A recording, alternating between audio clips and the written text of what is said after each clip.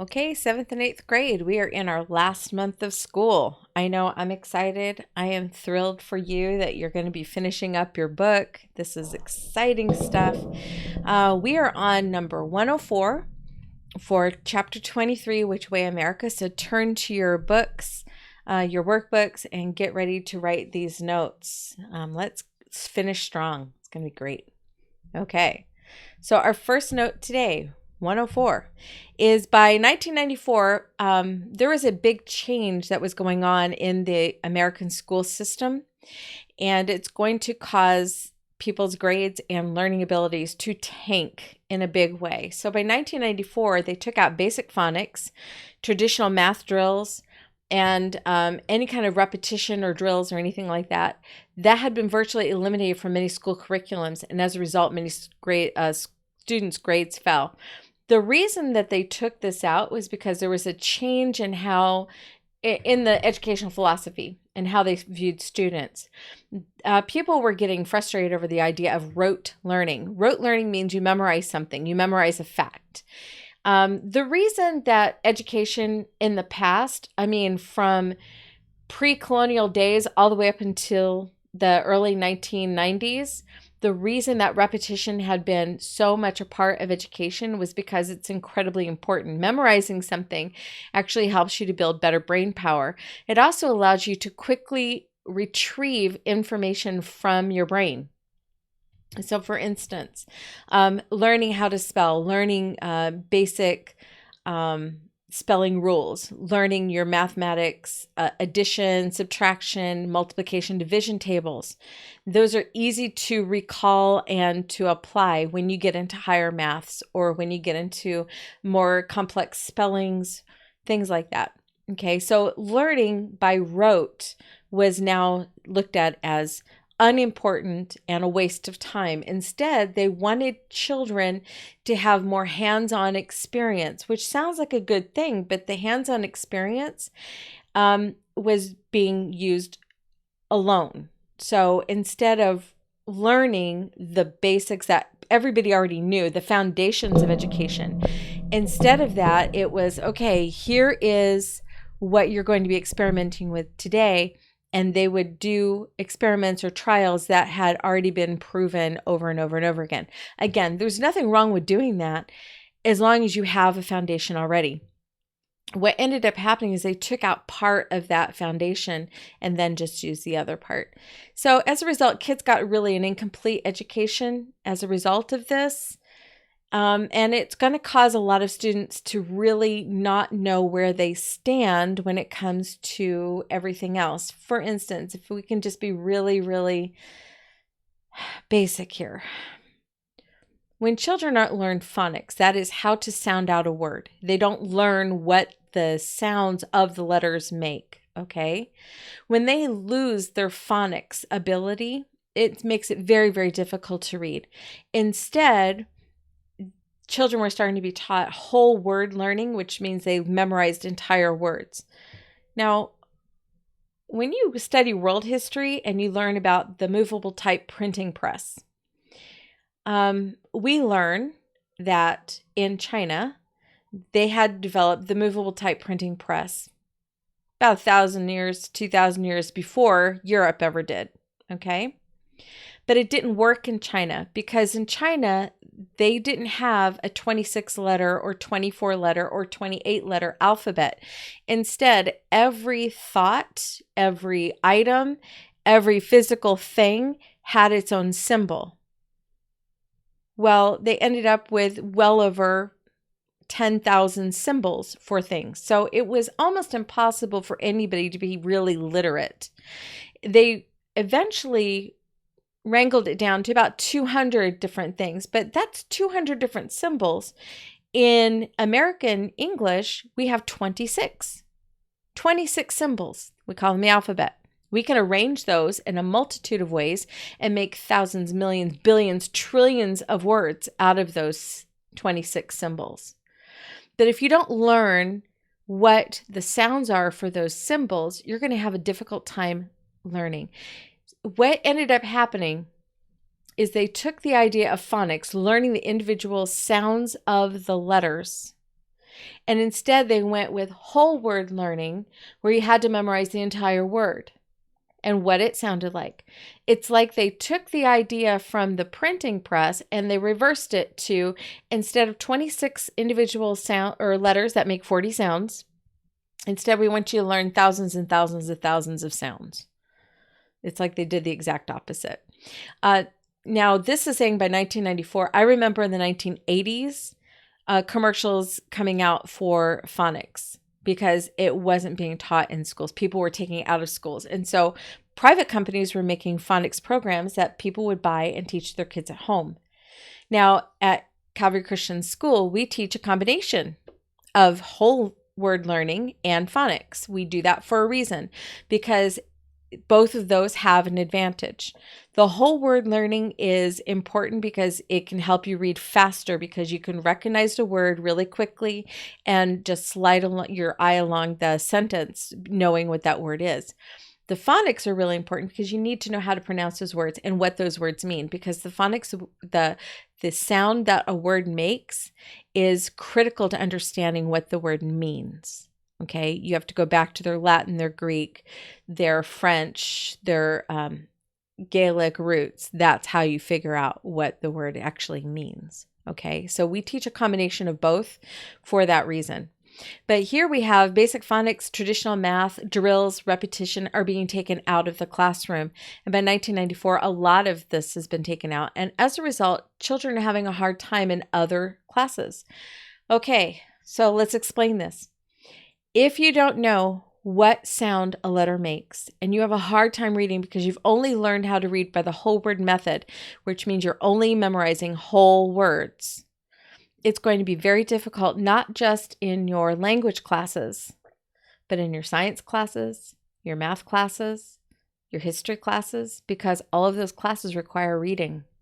So if you don't have the most basic skills for reading, you aren't going to be able to do anything else in all the other classes. And as a result, we're seeing a huge drop in standardized testing. That is how people discover what a child is actually taking in and retaining. That's standardized testing.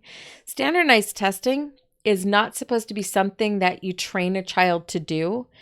I train you to the extent of all my homework, you have to fill in a bubble. That's pretty much it for standardized testing. The rest of it, you're supposed to look at the question. You're supposed to use critical thinking skills to find the answer. And some of those questions are going to be over materials you should have learned in the classroom that year. Okay, but you're not supposed to actually teach kids how to do the standardized testing. That's the opposite of what you're supposed to do.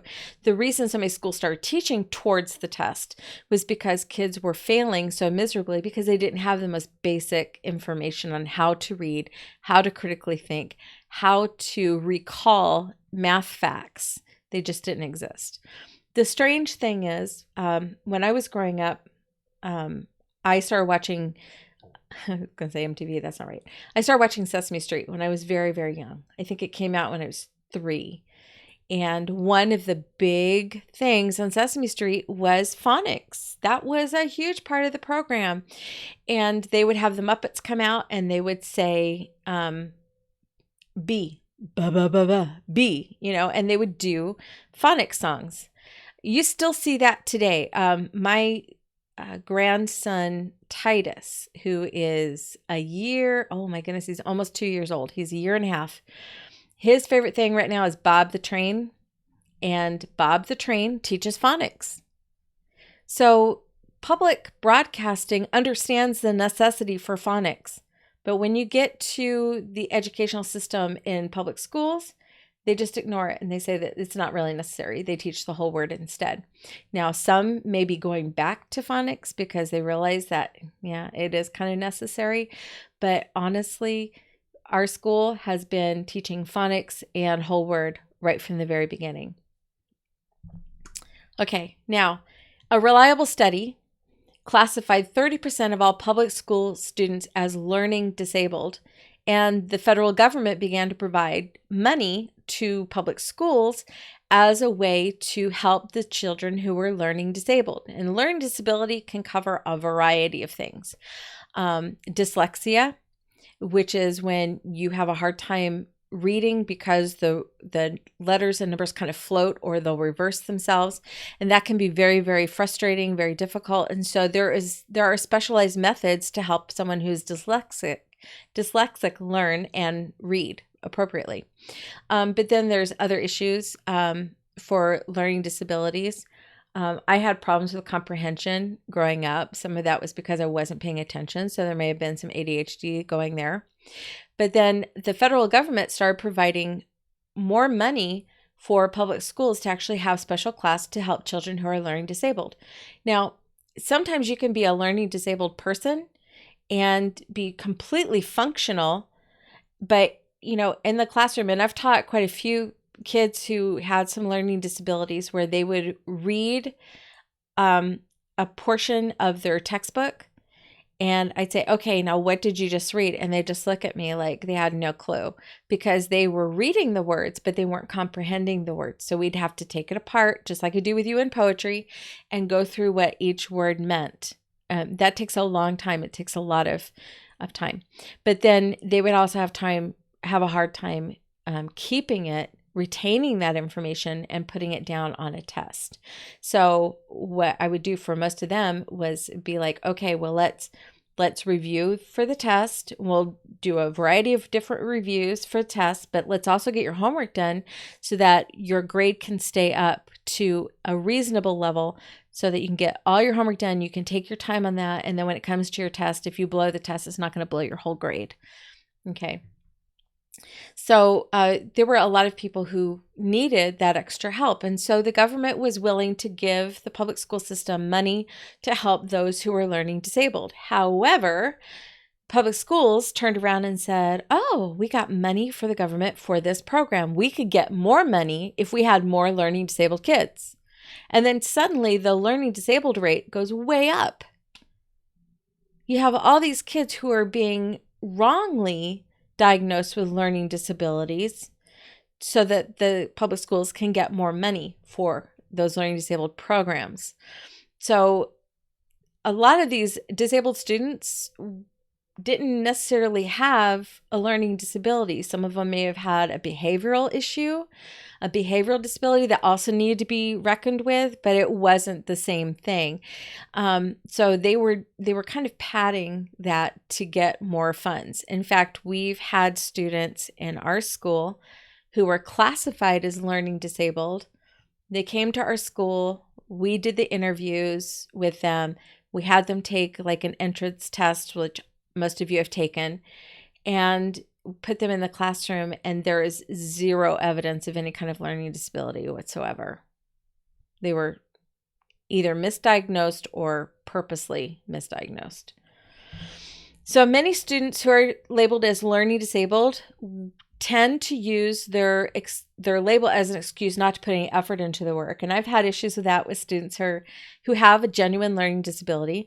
And that's when you have to sit them down and say, look, I understand you have your specific issue, but you still have to do the best you can. If that means pulling C's, God bless you, pull some C's. But that doesn't mean you get to sit there and do nothing, okay? Now, I did have some students that I didn't know were learning disabled because their parents didn't tell me. And so I would get them in trouble for not paying attention in class because they wouldn't look at the lectures. They would be looking out the window the whole time. And it wasn't until I found out they had a learning disability and I researched learning disability, I realized that was one of the signs of that disability. So I had to learn to let them look out the window. They were still taking their notes. I had to make sure that they had a pen. I had to make sure that they had all their stuff organized. I had to do the extra work as a teacher to make sure those learning disabled students could actually do the work. But I have other students who have a learning disability that might be very minor, and they will use that as an excuse not to do anything. They can concentrate on their phones. They can concentrate playing video games. But then when it comes to class, they want to talk to the person next to them the whole time and distract the other person. And I can't allow that as a teacher. So when someone is considered learning disabled, I look at it this way, okay? you still have to do your best. And then for some people, that learning disability, what is classified as a learning disability, may in fact be an incredible gift. But you need the background and you need the foundation to use that gift. And I am being dead serious right now. Please listen to me. You have some students who can do multiple things at one time, and it looks like they're really distracted. But in reality, they're taking in everything. Those are the students who will be classified as having ADHD, but will go on to run companies, multiple companies. They will have multiple jobs. They will be running things, but they need the foundation. So as a teacher, am I going to get after those ADHD students for talking in class? You betcha. As a teacher, am I going to get after those ADHD students for not taking notes and for not doing homework? Yes, because they need that basic background and discipline to make sure that all of that gift of ADHD is actually funneled into the right place. So it looks like I'm being really hard on some people, and sometimes I am because they'll be rude to me. But for the most part, I'm just trying to get them focused enough, just enough to be successful. Because I look at people who are successful, who are unbelievably successful, and they'll say, you know, I was diagnosed with ADHD. And I'm like, yeah, and look at you. You can run multiple companies. You have multiple ideas. Look at you can do all this stuff at the same time. I can't do that. So let me teach you how to funnel that gift and to make it really, really special. So when students who are called learning disabled use that as an excuse, when they become adults, they continue to use it as an excuse. Well, I can't do it because I have a learning disability. They believe that they're incapable of higher education or working any job above a menial level, and they have to go on government support programs to support themselves sometimes. But you know what? There's a lot of people out there who will just say, yeah, I was diagnosed, but I own multiple companies. I've become a fashion designer, an actress, an athlete. There is no reason to say that people with a learning disability cannot be successful. They absolutely can be. Okay. Now, one of the most important developments of the 1990s was the World Wide Web, or as you call it, the internet. It used to be that when you typed in an address, it had to have www in it. That was changed pretty quickly with some shortcuts. So this gives you a little bit of a timeline here, starting out with ARPANET,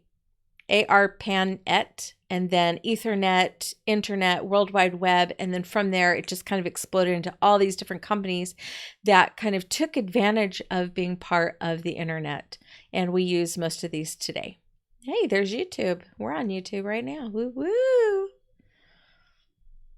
Of course, this ends in 2014. So there's been a lot that's happened even since then. So in the last 6 years. Okay. Going on. Tim Berners-Lee, this was the inventor of the World Wide Web. He developed the very first web page in 1990. So we're talking about really recent history. 1990, first web page was developed.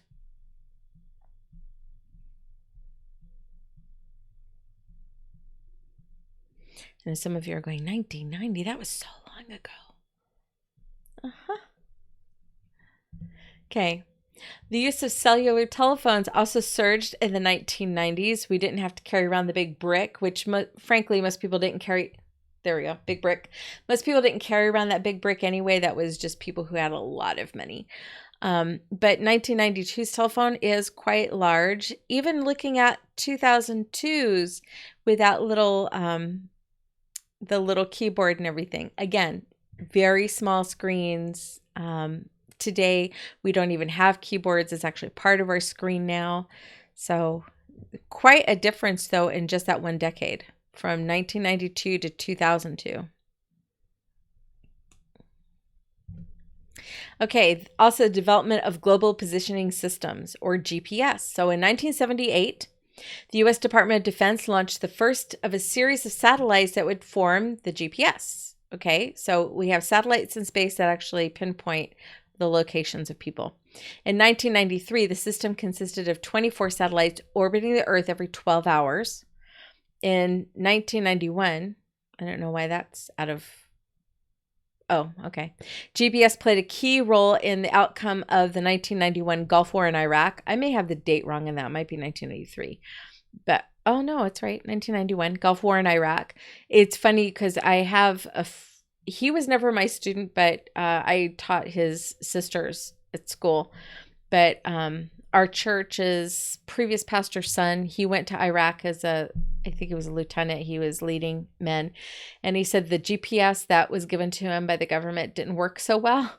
So he used his GPS that he bought like at Target Radio Shack and used that when he was over in Iraq to help them get around. In 1993, the U.S. government authorized civilian use of the system, and it became a multi-billion-dollar industry. And at first, you had to buy a separate GPS. I just read a book last week where the main character was like begging her parents for a GPS. And I'm like, oh, that dated itself really fast. You kept it in your car and you punched in just like you do on your phone now.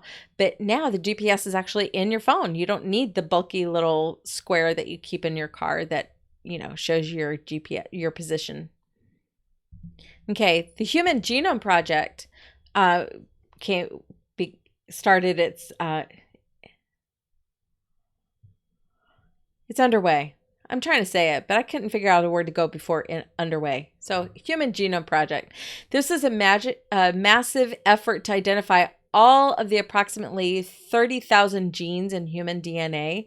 So it's really all about finding the genetic code of human beings. And here are some of the goals. To identify all the genes in human DNA, to develop a genetic linkage map of the human genomes, how people are related to one another on different continents and such, to obtain a physical map of the human genome, to develop technology for the management of human genome information, to know the function of genes, to determine the sequences of the 3 billion chemical base pairs that make up human DNA, 3 billion chemical pairs, to store that information in public databases, to develop tools for data analysis, and to transfer related technologies to the private sectors. After a while, this starts getting a little on the creepy side because you're like, how much information are you actually passing out about people's most cellular basic information here? Okay, the North American Free Trade Agreement. When this came out, people were like, this is a great idea. Okay, because look at it. It's the North American Free Trade Agreement, which would call for the elimination of tariffs and other trade restrictions between the United States, Canada, and Mexico. So in other words, Canada, the United States, and Mexico would all be able to trade with each other without paying tariffs to the other country or without tariffs being put on their goods in the other country. And that would allow for free trade among them, which sounds great until you take it apart. And because Mexico was so far below Canada and the United States economically, it became onerous to Canada and the United States. The United States actually had to give Canada or Mexico $4 billion to bring them up high enough where they could trade freely. That's not free trade when you're actually paying somebody to... You're paying someone to trade with you. That's not how that works. Okay, you're supposed to pay for the goods, but yeah. So the free trade agreement wasn't really free, and as a result, people have been pretty frustrated with it ever since because it seemed like a lot of money went to another country, and it wasn't a free trade at all. The United States ended up losing money on that deal. Okay, under Clinton, Israel was pressured by the United States and the UN to give the PLO, the Palestinian Liberation Organization, control over the Gaza Strip. The Gaza Strip is that teeny tiny bit of orange right on the Mediterranean Sea. They would give them control over the Gaza Strip, the West Bank. You see where the West Bank is? It's over there. And then Jericho. in 1994. I cannot place Jericho right now, but it's got to be on the other side of the Jordan, so it's probably just the city there. Okay, so we have Israel, who actually were supposed to own all that property. Now they were being pressured by the UN and the US to give up those 2 pieces of land. And the plan was, okay, especially with the Gaza Strip, if we give that to the Palestinians, they will stop fighting against Israel. Okay, now just to give you a little bit of a background, Lebanon, Syria, Jordan, and Sinai, or sorry, not Sinai, that's Saudi Arabia, all the way around Israel are all Muslim countries. All of them have an apartheid system of government where only certain people are allowed to have rights and certain people are allowed to vote. There is a real lack of women's rights. There are no civil rights for anybody who is not a citizen or not Muslim in those countries. And then in Israel, it's the only country in the area that does not have apartheid type of rule. If you are a citizen of Israel, it doesn't matter what religion you are. You're not allowed to try to convert somebody to your religion, but it doesn't matter what religion you are. You are protected under the same law as everybody else, and you have the same rights and freedoms as everybody else. So women have the same rights all as men do in Israel. People who consider themselves Palestinian, they have the same rights as Israelis. It's that simple. Okay? They don't have apartheid in that country at all. Now, today, some people are going around saying Israel is an apartheid country. No, they're not. They're the only free country there. It's just people being really, really misled. Okay, but let's talk about what's going on here. Who are the Palestinians? Originally, they were from Jordan. They called themselves Jordanians until Israel became a nation. Then they flooded into Israel as immigrants and called themselves Palestinian, demanding that that country be given back to them because they were the original inhabitants, even though many of them weren't actually living in Israel at the time it became a country. There were people who were Jordanians who lived in what is now the country of Israel at the time, and they changed their name as well to Palestinians, and we were here first. The truth is, a lot of people have been living in this piece of land for a long period of time, but Israel as a nation has always been very open to everybody living together in peace. The problem is the Palestinians don't want that for the most part. Now, there are some Palestinians who live in Israel who love Israel, love it, because it's the only free country around them, and they will be very open about it. Here's what ended up happening when Palestinians got a hold of Gaza. Instead of creating a nation for themselves, which is what they said they wanted, they instead used Gaza as a base, and they used that base to shoot missiles into Israel. They weren't interested in a place to create a home for themselves. They weren't interested in peace. They were interested in creating a military outfit or a base from which to fight. That was their whole goal. In 1994, the CIA discovered that communist North Korea was building atomic weapons. That's kind of scary because atomic weapons have a huge fallout, which means that the chemicals that are released can affect the water, the air, and people for a very, very long period of time. The United States threatened to impose economic sanctions, which means we just won't send you basic goods. The stuff that you want to trade, we'll stop trading with you. That's an economic sanction that you will stop trading. North Korea threatened then to invade South Korea if sanctions were imposed. So the United States hears that North Korea is planning to create nuclear weapons, that they're working to build atomic weapons. So the United States says, no, we just won't trade with you if you do that. They said, well, if you don't trade with us, then we're going to invade South Korea instead. Okay. Why? Because it's right there. And they know that South Korea is an ally of the United States. They were going to hurt our allies. So after the communist dictator of North Korea died, his son agreed to freeze the country's nuclear program in exchange for technology and diplomatic and economic relations with the United States. So that's where that all started. And it was to prevent them attacking South Korea. Still not a great idea to have a relationship with North Korea, but you kind of have to, because this is a dynasty of dictators, and it's the only communist dynasty that we've ever seen. But it's a dynasty of dictators who are all, frankly, a little on the nutty side. They're all a little bit crazy, honestly. Okay, so the idea that we need to make nice with them to keep tabs on them and find out exactly what they're doing. And by the way, this man, Kim Jong-il, I believe it was, he continued his program. He didn't freeze anything. And in fact, sent many, many missiles our way. Okay, we're going to stop right there because then we're getting into China. So we'll stop right here on 113. And I will talk to you guys again tomorrow. Don't forget, do a little bit of homework at a time so you don't get, just buried by homework. I never want that to happen. I hope you guys have a really good day, and I will talk to you tomorrow. Bye.